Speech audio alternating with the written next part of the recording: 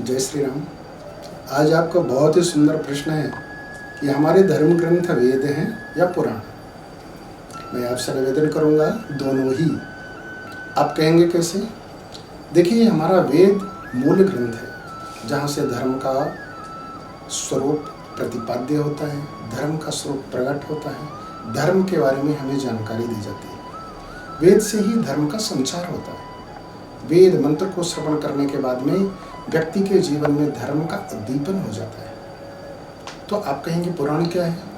मैं आपसे निवेदन करूंगा, एक मोटी जड़ों वाला मोटी एक जो विशालकाय पेड़ है वह है वेद। उसकी शाखाएं पुराण हैं, उपनिषद हैं, इतिहास है, अन्य धर्म ग्रंथ जितने भी रामायण, भागवत, महाभारत, अन्य पुराण सभी वेद के ही स्वरूप का प्रतिपादन करते हैं।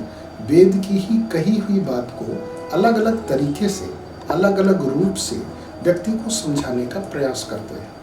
आप कहेंगे कि एक ही बात को अनेक पुराणों में अनेक प्रकारों से प्रतिपादन क्यों किया गया है?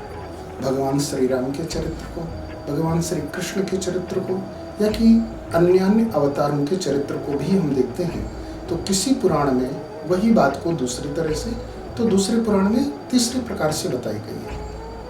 निवेदन करूंगा, संदर्भ, परिस्थिति और कल्प की भेद को लेकर के भगवान के चरित्रों में भेद हो जाता है। जब भी त्रेता आता है तो भगवान श्री राम का अवतार होता है। जब भी द्वापर आता है भगवान श्री कृष्ण का अवतार होता है। उन अवतारों में जब भी ठाकुर आते हैं तो अनेक प्रकार से चरित्र करते हैं। तो प्रथम कारण तो ये है। दूसरी वस्तु, एक ही वक्ता भगवान वेदव्यास जी महाराज ने, चाहे वह विष्णु पुराण हो, चाहे नारद पुराण हो, चाहे नरसिंह पुराण हो, चाहे श्रीमद् भागवत महापुराण हो, इत्यादि अन्य पुराण, तो अन्य पुराणों में एक ही बात को अनेक तरीकों से अपनी बात को समझाने का भगवान वेदव्यास जी ने प्रयास किया है।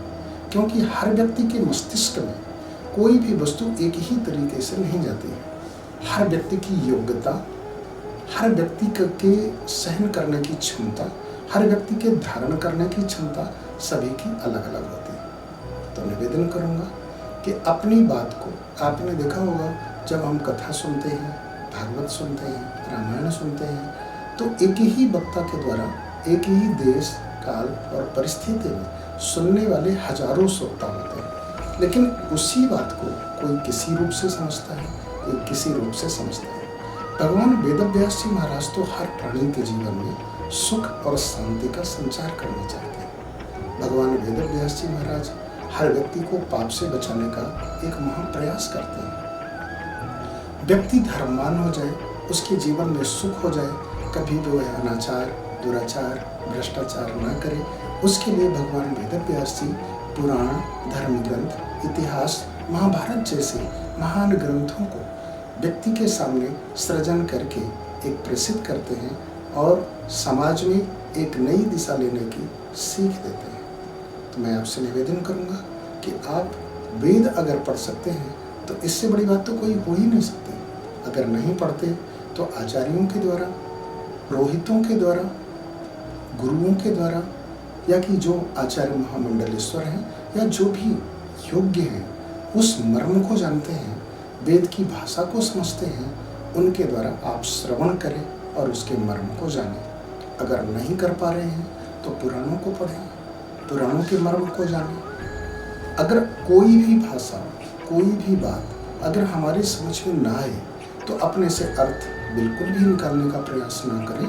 क्योंकि हम अगर अपने से अर्थ निकालते हैं तो आज की देश काल परिस्थिति को देखकर, वर्तमान स्थिति को देख के ही हम प्राचीन काल के अर्थ को निकालेंगे। लेकिन ऐसा भी नहीं है, क्योंकि आज के 5000 वर्ष का पहले का भारत, उस काल के इस धरती की परंपराएं, रीति रिवाज, सब कुछ में भिन्नता थी। भगवान वेदव्यास जी महाराज ने जो भी वस्तुएं भगवान श्री राम या कृष्ण के लिए लिखी हैं, वो उस काल उन अवतारों की कथा है जो कि समाज के लिए हर तरह से सीख देना चाहते हैं। चाहे वह ब्रह्मचर्य, गृहस्थ, वानप्रस्थ, सन्यासी, चारों लोगों के लिए, चारों अवस्था के जीवों के लिए, या चारों वर्ण के प्राणियों के लिए या 4 धर्मार्थियों के लिए, सभी के लिए एक नई दिशा देना चाहिए। उसका संदर्भ, उसकी परिस्थिति और वह वाक्य किसके लिए, कहाँ पर, क्यों बोला गया है, इसको किसी आचार्य से ही समझें। अगर पुराण भी न समझ में आए तो रामायण पढ़ें, श्री रामचरितमानस पढ़ें। श्री रामचरितमानस एक ऐसा ग्रंथ है जो कि अपनी भाषा में, हिंदी भाषा में सरलतम तरीके से आचार्य श्रीपाद गोस्वामी जी महाराज ने आप सभी को दिया है। उसको पढ़ करके आप अपने घर में मर्यादित रहें और अपने बच्चों को भी मर्यादा की सीख दें। भगवान श्री राम के आदर्श पर चलने से हर व्यक्ति धर्मवान हो जाएगा। आपका यही प्रश्न है कि वेद, धर्म ग्रंथ वेद हैं या पुराण? तो मैं आपसे कहूँगा धर्म संबंधित या सद्गुण संबंधित या व्यक्ति के जीवन में सद्गुणों का संप्रेषण, या कि मैं आपसे कहूँ कि अच्छे कर्मों की ओर जो भी ले जाए वही धर्म ग्रंथ है और वो वेद का भाग है। उसे आप अवश्य सुने और स्वीकार करें। जय श्री राम।